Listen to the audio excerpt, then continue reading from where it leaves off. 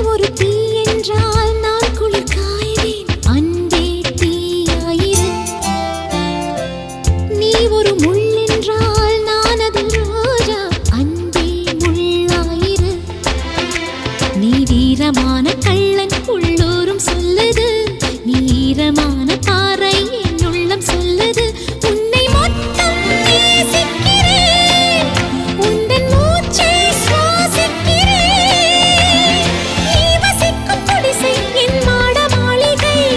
காதலோட பேதமில்லை. உன்னோடு வாழாத வாழ்வென்ன வாழ்வு என்னுள் நெஞ்சு சொல்கின்றது. பூவோடு பேசாத காற்றின்